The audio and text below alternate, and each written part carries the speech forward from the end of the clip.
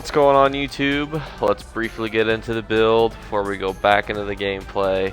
Let's start off with the attributes of the front bar, give you a bit of an in-depth look at the stats. Alright, so we got 46k total magicka, that's very good, with 30k health, 2.5k health recovery, 3k spell damage, all very good stats, especially for a sorcerer. Spell resistance is amazing. You will be hard pressed to find better spell resist and physical resist on a sorcerer. And the weakness for the stats overall are going to be the spell penetration. Alright, so let's talk about the 5 different sets briefly and how they are involved in this front bar setup. So we are using Willpower, Armor Master, Necropotence, Sithis Gaze, and Swarm Mother. And now you might be thinking to yourself, okay, that's 5 sets. Can you possibly have them all woven in? Well, they're not all woven in at this moment in time, as Armor Master is 3 out of 5. Necropotence is actually the only one that's a 5 out of 5 at the minute. Then you have 1-piece Swarm Mothers, 1-piece Sithis, and then a 2-piece Willpower. So this is a Willpower staff. That will be what you need to do to get these front bar stats, excuse me. And when we switch, we will actually lose that total magicka, and you may be thinking to yourself, well, if you lose the total magicka, what's the point of having more magicka? And there's something interesting that many people in ESO don't know, and is that total magicka at about a rate of 1,000 to 100 is equivalent to spell damage. So for every 1,000 extra magicka, that's 100 extra free spell damage that you're going to be dealing.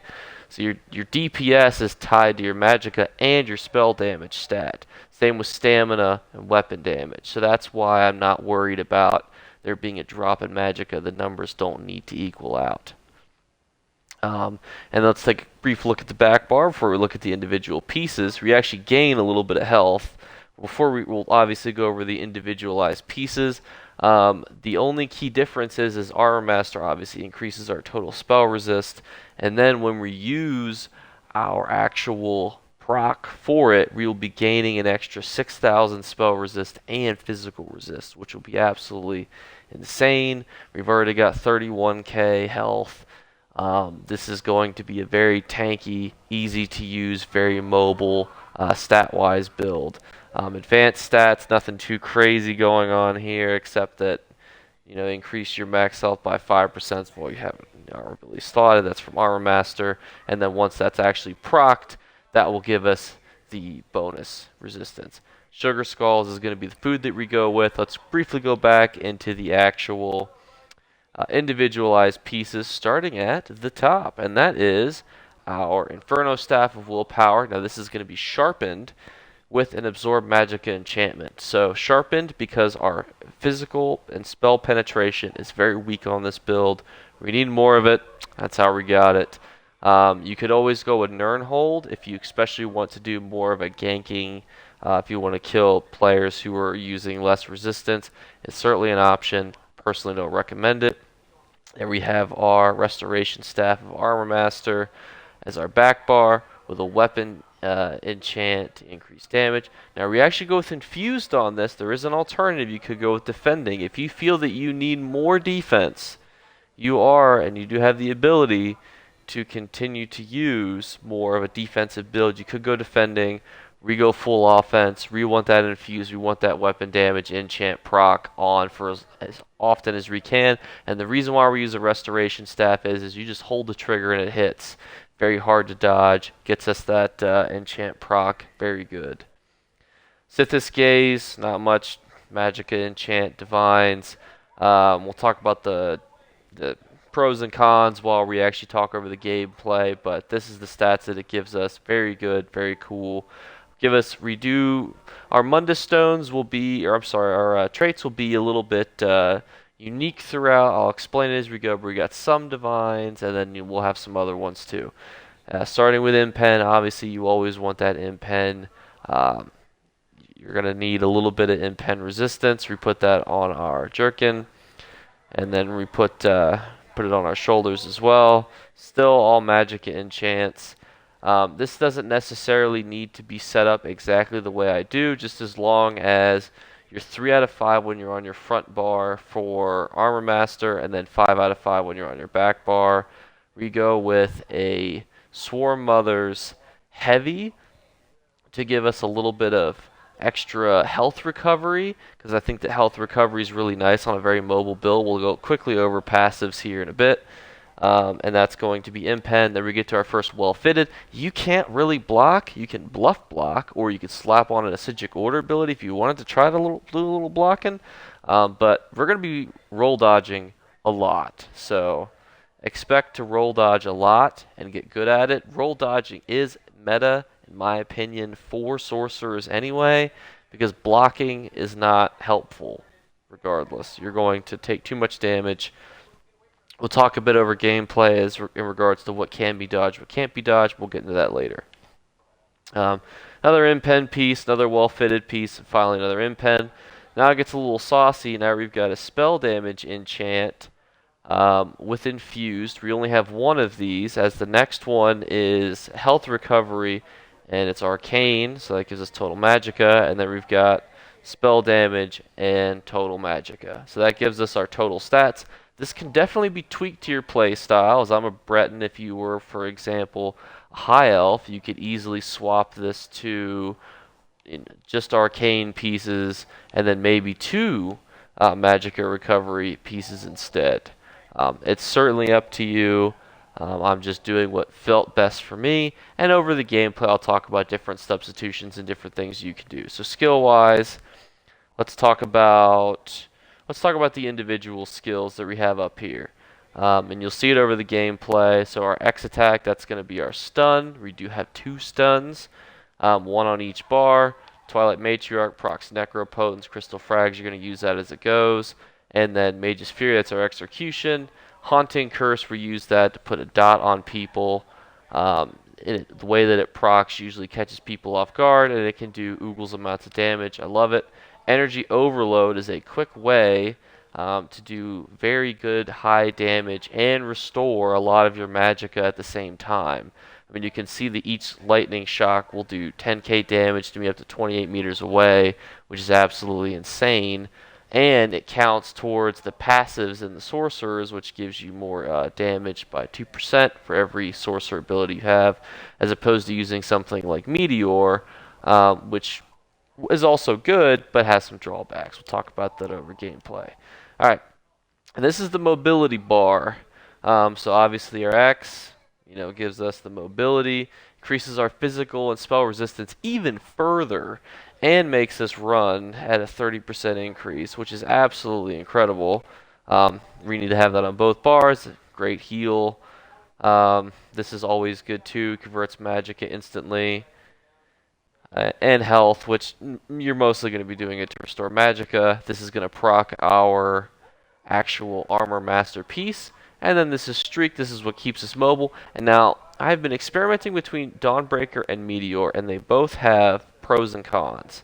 I would say the number 1 pro from Dawnbreaker is you can't really block it in regards to, or roll dodge it as easily as Meteor. Meteor is obviously available. You'll get more magicka if you have it on your back bar, but Dawnbreaker has been giving more success. It's got a better physical damage over 6 seconds. Many people have been struggling to cope with getting hit by Dawnbreaker. Obviously, you'll also hit Daedra people, vampires, werewolves even harder. So that's where it can also give you that extra oomph. But now we'll get into the gameplay. And I'll give you a bit of gameplay commentary while we talk. Not necessarily about what specifically is happening, just some different alternatives that you can consider. So the strongest thing that I consider changing is, instead of a willpower Destro staff, was actually to use a Master's one, which for those of you who don't know will increase your spell damage after you use the Flame Clench ability, which is the one that is prominently used by me during conflicts. And you may be wondering why I have not equipped that item.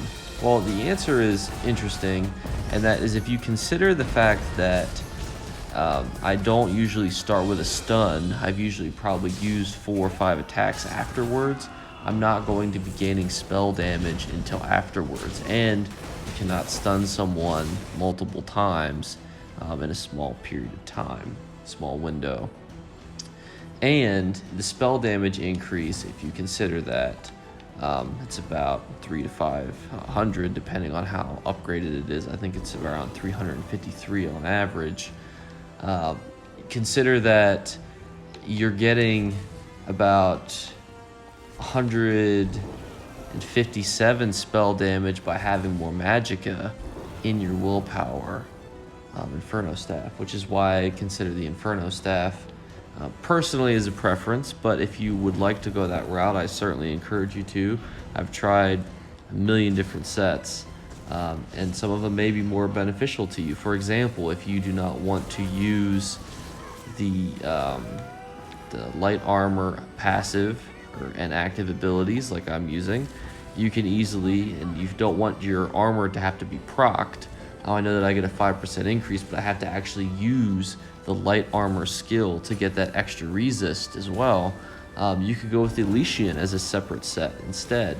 I've experimented greatly with different things that you can do, which is why you see that I have, you know, one magicka recovery, and then an infused piece of jewelry, 2 arcane ones. There's no uniform best method that I've been able to find, because it's all going to come down to personal preference. Like, I'm a Breton, you could be a high elf. You know, I'm not going to tell you that there's no possible changes to make, because there's tons of changes, and my goal when making this video is to help you understand what those changes could be, so that you can elevate your gameplay. So if you're really struggling to keep your light armor procced, and you feel like you want that resist all the time, just switch to wear Allocation and throw Hardened Ward back on. It's that simple. My hotbar is changing in all these game clips. I'm not going to tell you that you can't change it, because you should.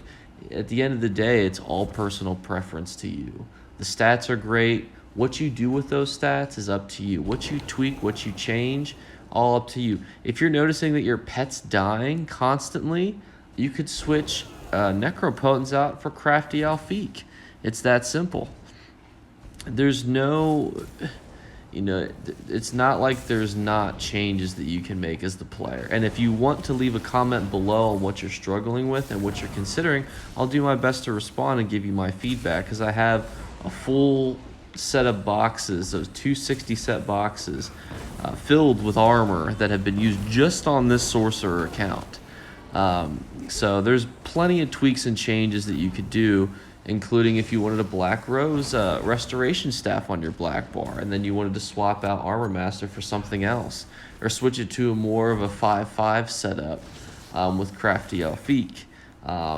It's possible. It's certainly something you could do. We could discuss it in the comments below. If you're struggling with something, you feel like you're not doing a DPS, you're struggling to keep your lightning form up with your other form, and you're streaking, because that's really the biggest positives of this build, is you have mobility, you have damage, and you have options, and you have a lot of health. So not only can you get in there and you can do a lot of damage and be mobile around all your enemies, but you're also able to basically run the battlefield and make changes and swap things in and out.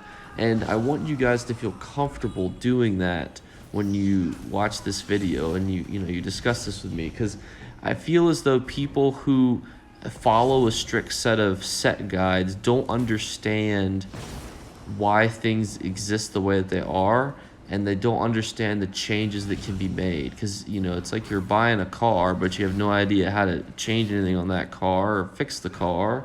So whenever it breaks and a new patch comes out, you're done.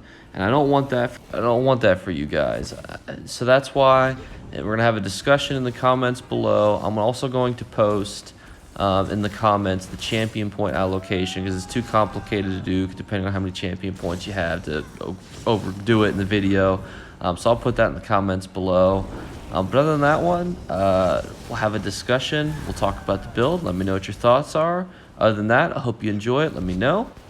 I'll see you in the next one. Bye, guys.